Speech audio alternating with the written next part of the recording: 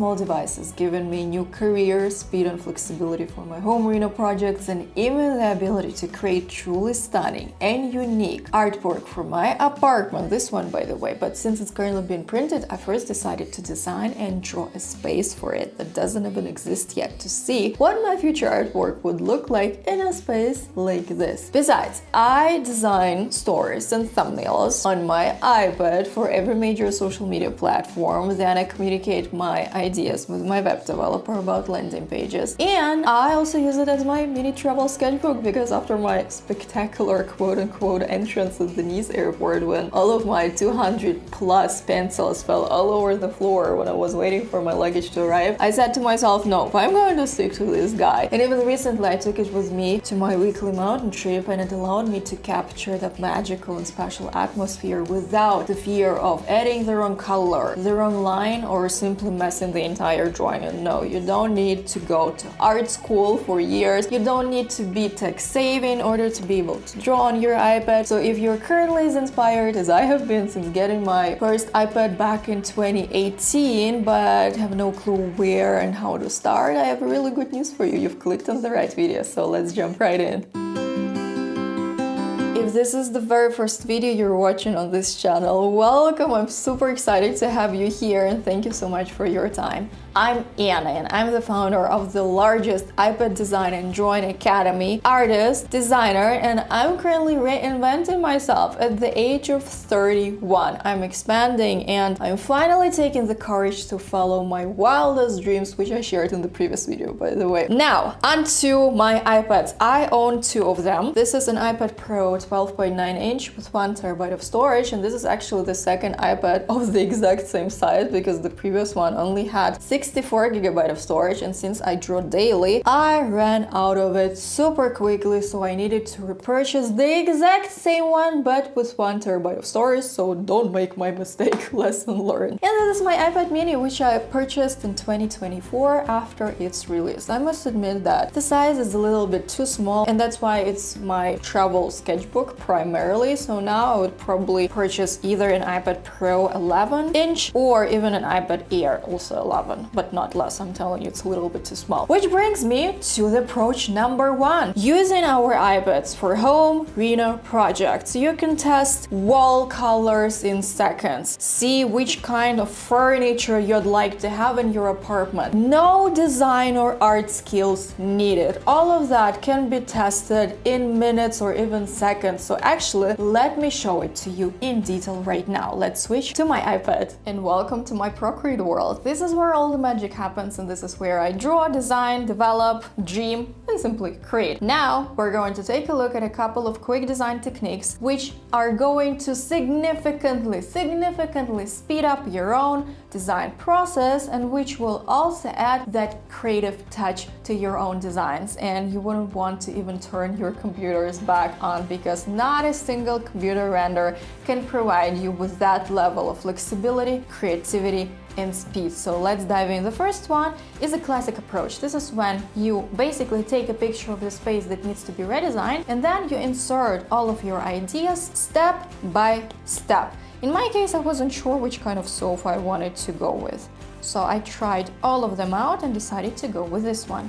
Same went for my artwork. Yes, I painted it, and I wanted to see what my artwork would look like in a setting like this. And this is, by the way, a fantastic hack for you in case you're an artist or in case you need a space that doesn't even exist yet. You're gonna want to utilize the power of AI in your iPad design so that you can present your work in a perfect way. And since we're on this topic, I also want to show you a couple of my recent examples. So this is my very first art collection, which was inspired by my mom's flower garden. We live in different countries, and of course I wanted to catch the atmosphere of my artwork. So I generated multiple examples with AI matching my aesthetics, idea, and the story of this particular collection, and this is the result. But then, because AI can't really do it with this exact precision, I used my hand-drawn skills and inserted these frames myself. But before that, I needed to cover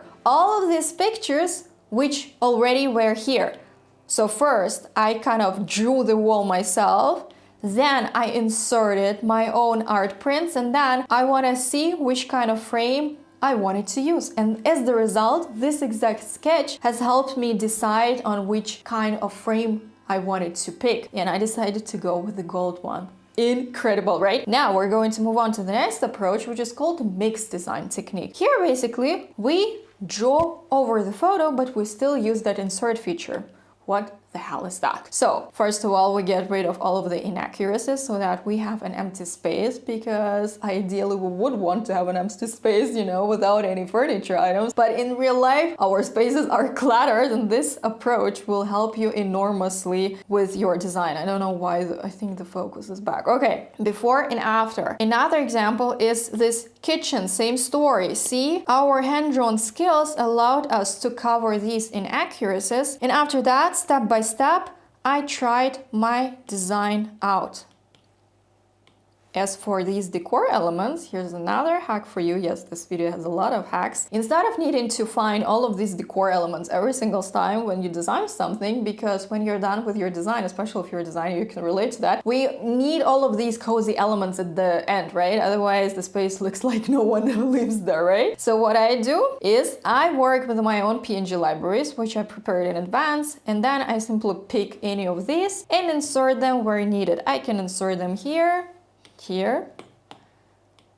Then I also use some of them here in my kitchen, this fruit bowl, this vase. See, now we're moving on to the next approach, which is super flexible when it comes to recoloring. But this approach is also applicable to all of these quick design techniques, obviously. This is how you're gonna want to recolor your wall. You're gonna want to use layers and the selection tool. And as for this particular drawing, it's a detailed drawing technique when we draw our spaces completely from scratch. It's a more advanced technique, but I am telling you, yes, it looks freaking impossible to draw, especially if you're a beginner. But look, it consists of simple steps. When you know the exact sequence of the drawing process, these kinds of illustrations will be created basically in a blink of an eye, and you'll be enjoying the entire process. But of course, this is just a tiny glimpse of what's possible when you utilize the power of your iPad and the power of AI. You can either draw your concepts without AI. Absolutely, it can either be a bird's eye view, a collage. Just look at my own examples, and this is an illustration where I also merged that quick design and my drawing technique before and after. This is how I was playing around with a few lamps. See? Or you can use AI for your ideas, just like I did with this particular design, because once again, this artwork hasn't arrived yet. It's currently being printed. I really want to see what it looks like in a space. AI plus drawing, the final result. If you don't have time to draw, simply AI. Here we go. AI here, but again, we'll be talking about AI a little bit later in this video. And now on to the next approach. So next on the list, thumbnails. Here basically I combine Procreate with Canva, but since we're living in the greatest time of the human's history, we also use AI for perfect results. Yes, I'm going to show you an example. So for this particular thumbnail, I merged two pictures, my own photo and a picture generated by AI, because I wanted to have that vibe of a high-end art studio as my background and not my current background. So what I did was I cut out my photo and inserted it into the picture, which was again generated by AI. And here's, by the way, one of my recent discoveries, AI discoveries. This is how you can literally create entire photo shoots with your face. No need to hire a super expensive photographer, I'm telling you, and you don't need to wait for weeks till your photos are ready. Here is your solution. I mean, this is brain. iPad plus AI are power together. That's why my students are in love with this technique. Quick design, quick drawing plus AI equals power. And since we're talking about content creation, have you ever wondered how on earth Can you add all of those authentic hand-drawn elements or texts to your stories above your pictures or even videos? Well, I'm going to show you how. Let's switch back to my iPad. And here's the library of some of the thumbnails I've created so far, including the one we just talked about, the before and after. As you can see, I use this approach pretty much every single time I work with a new YouTube video. And no matter what it is, an AI-generated image, a hand-drawn image, I always use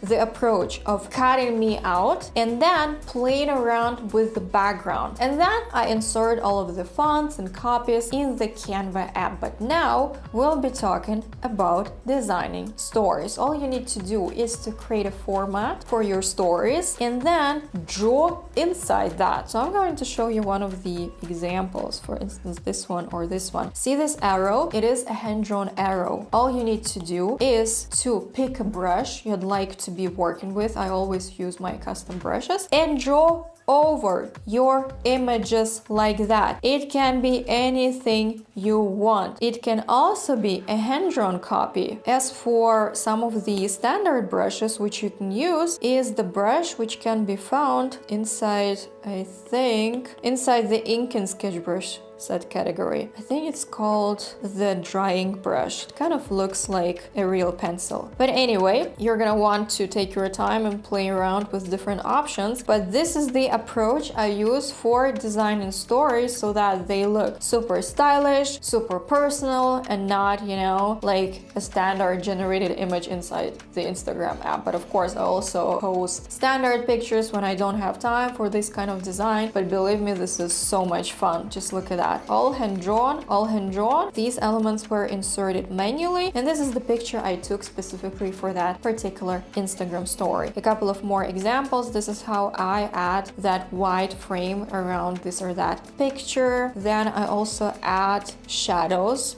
behind images. Here I have a lot of stuff going on because I wanted to save that particular format. See, with and without shadows, what a difference. And this is my art collection I partially mentioned in this video, and I wanted to share it with my audience in the exact same composition. Now let's move on to our next approach. And now my iPad is my sketchbook. You're actually very lucky today, and you know why? Well, I'm taking you with me to sketch in a cafe, and it's either going to be my meal or the interior of the space I am planning to be sketching in, but I haven't been there yet, so I have no clue what to expect. So I'm going to spontaneously decide what my drawing composition will be, and you'll be the one who will be sitting there with me. So let's go, I'd say.